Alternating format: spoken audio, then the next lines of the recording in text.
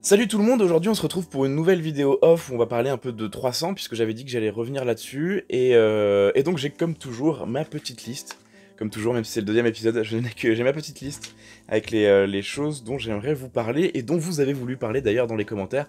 Merci à ceux qui en ont fait encore une fois, on va en parler. D'abord quelques correctifs historiques parce que je pense que c'est important de faire des précisions, je peux pas forcément être très précis sur tout parce que je ne connais pas tout malheureusement et qu'on n'est pas à l'abri d'une erreur. Du coup, on va revenir sur 2-3 choses. La première, c'est la question de ouais, je vais y arriver. C'est la question de la Grèce classique, puisque je dis que la bataille de Thermopyles, c'est la Grèce classique. Ça n'est pas tout à fait vrai. En fait, la Grèce classique La Grèce classique commence avec la bataille de Salamine, qui a lieu 1 mois après la bataille des Thermopyles. Voilà, donc c'est vraiment une histoire de moi. On peut pas dire que ce soit vraiment une grosse erreur, c'est un choix que j'ai fait parce que je considère qu'en tout cas on est déjà sur la période d'après, en termes de style, en termes d'équipement, en termes de beaucoup de choses.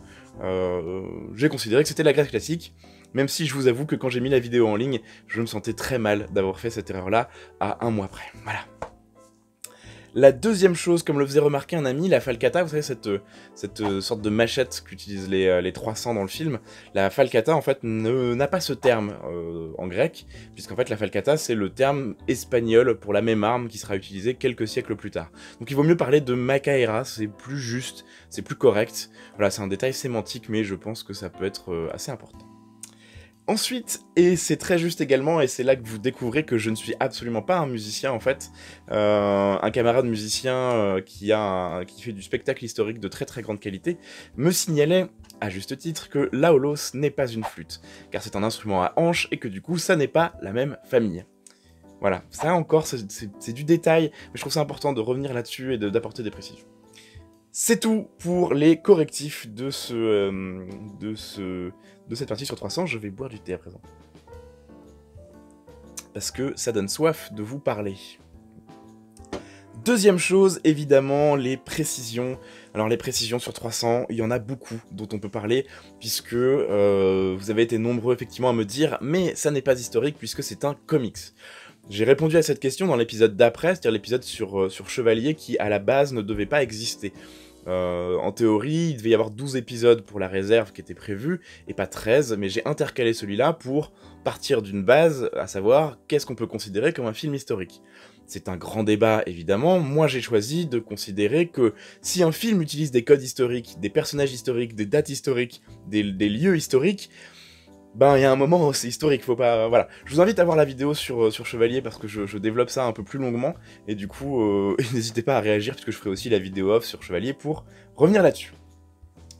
Il y a ensuite j'ai eu un très long commentaire extrêmement intéressant sur la question de la représentation de la nudité chez les Grecs, de l'héroïsme, etc. Donc du coup, je vais revenir point par point sur ce qui a été soulevé dans ce commentaire. La première chose, c'était que Frank Miller a probablement une très bonne connaissance de la Grèce classique et aurait voulu représenter ces 300 nus, chose que la censure ne lui aurait évidemment pas permis, c'est pour ça qu'on les voit très peu vêtus.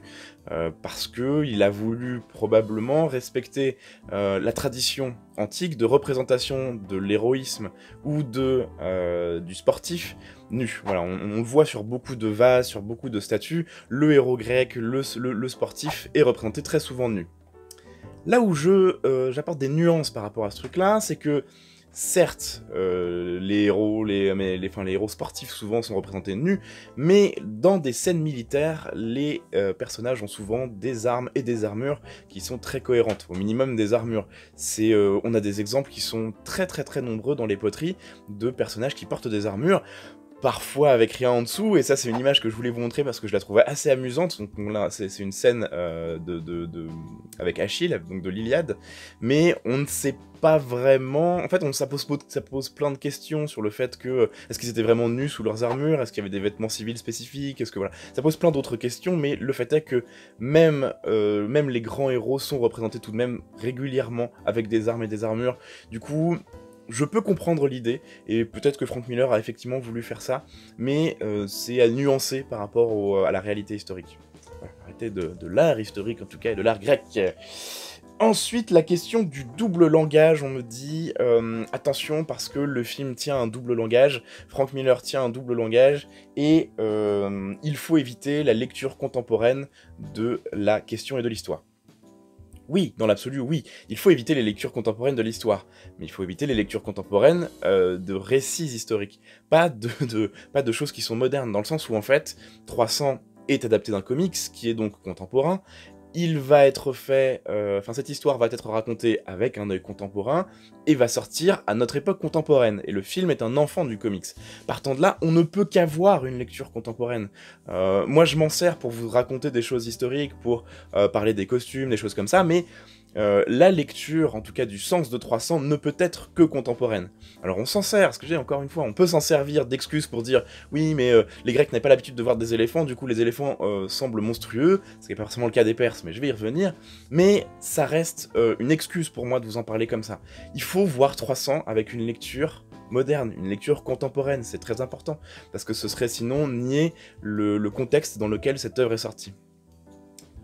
En outre, je ne crois pas, à titre personnel et très fermement, qu'il y ait de double langage dans 300. Pour une raison excessivement simple, c'est que Frank Miller lui-même ne cache pas ses idées. Il a des idées qui sont quand même des idées qui sont vraiment... Voilà, il ne porte pas dans son cœur les peuples du Moyen-Orient, et on le voit très clairement dans 300, et il l'a assumé à de nombreuses reprises lors d'interviews. Si vous regardez un petit peu ses dernières publications en termes de comics, ça va beaucoup plus loin que ce que 300 nous montre, mais effectivement c'est vrai que Frank Miller a probablement une très belle connaissance de la Grèce ancienne, et du coup arrive à mettre un vernis par-dessus qui est hyper intéressant, enfin, hyper cohérent en tout cas. Là où on peut se poser une vraie question que je trouve intéressante, c'est... Finalement, est-ce que Frank Miller a voulu cacher des choses derrière ça, et était parfaitement conscient du fait qu'il cachait des choses derrière ça? Ou alors, est-ce que il a utilisé ses connaissances historiques, ses connaissances historiques et ses idées ont trouvé une forme de résonance, en fait, et il s'est identifié lui-même à la Grèce classique avec un regard qui est très très partial, mais néanmoins, il a voulu faire quelque chose de... Pour lui, c'était proche. Les considérations qu'il avait étaient proches de ce que les Grecs pouvaient avoir comme considération, y compris dans ses excès. Donc où là, on a à la fois un mélange de peut-être une certaine connaissance des choses, mais aussi une certaine limite dans cette connaissance qui a donné une œuvre comme 300. C'est une vraie question, hein, là-dessus, personne n'a jamais eu de réponse, mais je trouve qu'elle est plutôt intéressante. Petit rappel, je lis ma liste en même temps, parce que sinon je me perds. Petit rappel... Attends, j'ai la bouche sèche. J'ai la bouche sèche. Même parce que vous me voyez boire du thé, c'est une vidéo plutôt sympa. La dernière fois, j'avais oublié ma tasse là, et le thé a refroidi. Et on ne gâche pas du thé, c'est mal. Songez-y. Un rappel, enfin, qui est hyper important à mon sens, c'est la terminologie du mot barbare. Je rappelle que dans le monde grec et dans le monde romain, le barbare, c'est un synonyme d'étranger. Il faut savoir que les Grecs considéraient que les Macédoniens d'Alexandre le Grand étaient des barbares. Alors qu'en réalité, c'était un peuple qui était extrêmement proche d'eux, en termes de style, en termes de vêtements, en termes d'énormément de choses. Les Macédoniens étaient plus grecs, en fait. Et c'est d'ailleurs un conflit qui existe encore aujourd'hui, mais complètement inversé, dans le sens où les Macédoniens, à l'époque, avaient tendance plutôt à se dire grecs, et aujourd'hui, les Grecs ont plutôt tendance à dire que les Macédoniens d'Alexandre le Grand étaient grecs. Chose que les Macédoniens, politiquement, réfute un peu en disant que les Macédoniens sont Macédoniens et que c'est leur héritage et qu'ils aiment pas se le faire voler. C'est un très long sujet, la politique dans ce coin-là du globe est intéressante, mais c'est un long sujet. Donc, on n'oublie pas que, oui, certes, le point de vue des Grecs est parfois intéressant et que 300 a peut-être été fait en pensant au point de vue des Grecs, et je pense que c'est véritablement le cas sur certaines choses. Je donne l'exemple des éléphants parce que pour moi il est très pertinent. Je pense que les Grecs n'avaient pas l'habitude de voir beaucoup d'éléphants, donc ces créatures leur semblaient complètement monstrueuses et gigantesques. Maintenant, pour les Perses, c'est probablement complètement erroné, dans la mesure où il faut savoir que plusieurs cités grecques étaient sous domination perse, il y avait des guerres relativement souvent, il y avait des marchands d'un côté comme de l'autre, enfin, les Grecs étaient probablement habitués à voir des Perses, savaient à quoi ressemblaient des Perses, et savaient que c'était pas les monstres qu'on voit dans dans 300. Après, effectivement, comme dans tous les récits, et ça va être le cas des Romains et des Grecs par rapport aux Gaulois, certaines pratiques, que ce soit religieuses, sociétales, ou des costumes ou des choses comme ça, leur paraissent étranges, et du coup, ils vont pouvoir les pointer du doigt en disant « ça, c'est vraiment bizarre, nous, on n'assume pas trop, c'est vraiment des barbares ». Et là, il faut faire attention avec cette lecture-là, c'est vraiment des barbares dans le sens c'est vraiment des étrangers, ce sont des gens qui sont pas comme nous. Il n'y a pas une question de bon sens, ce sont des sauvages. D'ailleurs c'est très clair, je relisais encore cet après-midi pour un thread sur Twitter, la question des têtes coupées chez les Gaulois. Quand les Grecs et les Romains trouvent ça horrible, ils disent pas juste c'est barbare, ils vont dire c'est barbare, ces gens sont monstrueux, ils font des choses absolument odieuses, et vraiment ils sont horribles, quoi. Donc il faut faire très attention et vraiment séparer les choses. Voilà, c'est-à-dire que pour les Grecs, je le redis, les Perses sont des barbares, mais ça reste des civilisations qui étaient extrêmement proches à cette époque-là, et que du coup on ne peut pas... on peut pas considérer que 300 montre correctement le regard des Grecs sur les Perses. Voilà, c'est tout pour la partie un petit peu dense, un petit peu précisionnesque, si je puis dire, parce que ça n'existe pas comme mot. Ensuite, sur les anecdotes, parce que c'est toujours rigolo, puis vous aimez bien, moi j'aime bien aussi. L'épisode de 300, c'est donc le pilote de la réserve. À l'origine, c'est un format que je voulais faire, mais étalé sur toute la culture populaire, et la première chose que je voulais traiter, c'était Assassin's Creed Odyssey, parce qu'au moment où j'ai commencé à travailler sur cette idée de format, Assassin's Creed Odyssey venait de sortir, et je m'étais dit, c'est parfait, c'est dans l'air du temps, allons-y pour nous faire connaître un peu comme ça. Le problème, c'est que je n'avais ni la foi, ni l'envie, ni quoi que ce soit d'acheter le jeu pour faire l'épisode, parce que je suis pas un énorme joueur de jeux vidéo, je ne joue qu'à Overwatch pour être juste, comme ceux qui me suivent le savent un peu, et du coup je n'avais pas envie de passer du temps sur Assassin's Creed Odyssey, et en plus de ça, l'obtenir d'une autre manière dont on ne parlera pas ici, c'était trop compliqué à ce moment-là, et je me suis dit, bon c'est pas grave, qu'est-ce qui est le plus proche et qui peut être intéressant? Et ben c'est 300. Et du coup, au lieu de traiter de sujets divers et variés en utilisant peut-être des séries, des jeux vidéo comme je voulais le faire à l'origine, je suis parti sur une première saison, donc une première année, en ne parlant que de films, parce que c'est un propos qu'il y a derrière, c'est un fil rouge que je voulais faire, et faire un système de saison comme ça, une idée qui est née comme ça, et que je vais mener comme ça, voilà, tout simplement. Voilà, pas grand-chose à dire de plus. Il y a eu... Oui, ça c'est un truc intéressant. Au moment où j'ai... En fait, le plus stressant quand on fait une chaîne de ce type-là, c'est que, autant sur un programme comme Histoire Appliquée, comme tout est très très écrit, j'écris tout, hein, faut savoir, c'est à peu près facile de savoir ce que ça va rendre au final. Sur la réserve, dans la mesure où il y a beaucoup d'humour, où le montage est beaucoup plus important que sur Histoire Appliquée, c'est moins une question de contenu que de forme aussi quelque part, qui va être plus importante que sur Histoire Appliquée. C'était très stressant pour moi parce que je ne savais pas exactement comment j'allais le faire. Est-ce que j'allais traiter ça de manière thématique? Est-ce que j'allais traiter ça de manière chronologique par rapport au film? Il y a plein de questions qui se posaient, et c'est pour ça qu'en fait j'ai dû visionner 305 fois d'affilée. C'était long. Je vais bien, rassurez-vous, mais je regarderai pas 300 avant un certain temps, là, franchement, je pense que ça m'a suffi.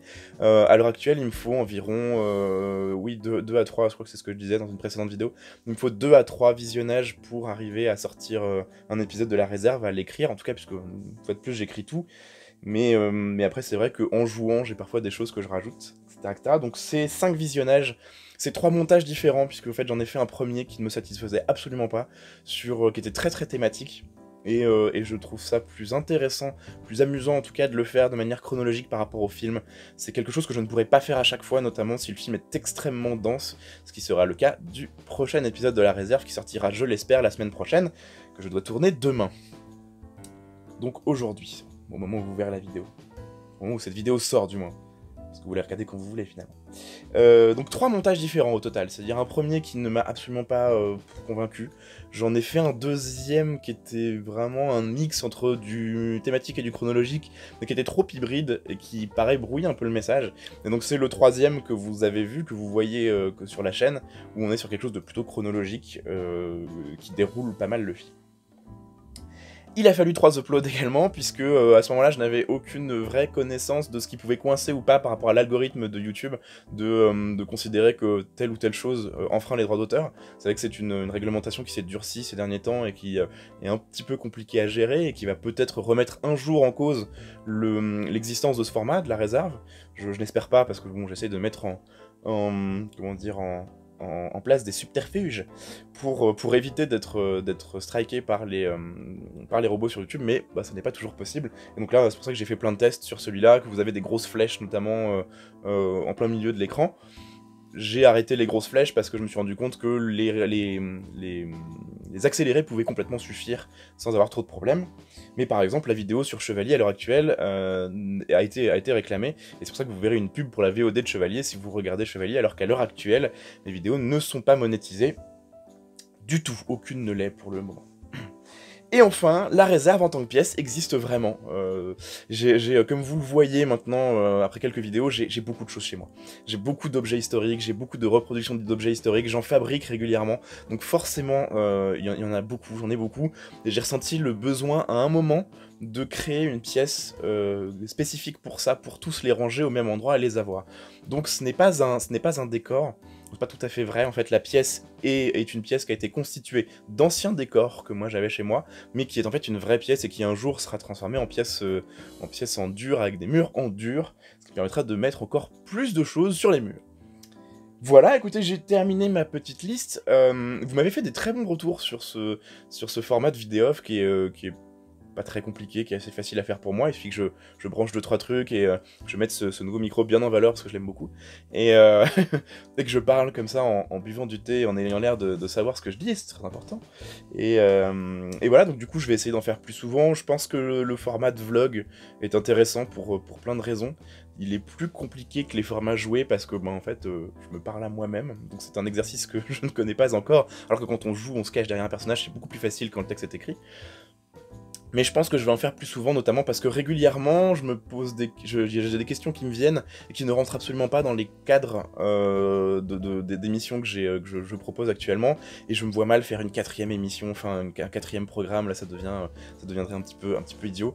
Donc du coup, je pense que je vais faire des vlogs régulièrement. Il y en a un que j'aimerais bien préparer assez vite pour vous sortir ça sur les différences entre l'évocation, le spectacle historique, la reconstitution historique, l'archéologie expérimentale, la différence entre AMHE et Béour, enfin, c'est tous les questionnements autour de finalement l'histoire vivante aujourd'hui, quels sont les degrés d'historicité et de qu'est-ce que ça apporte à chaque degré.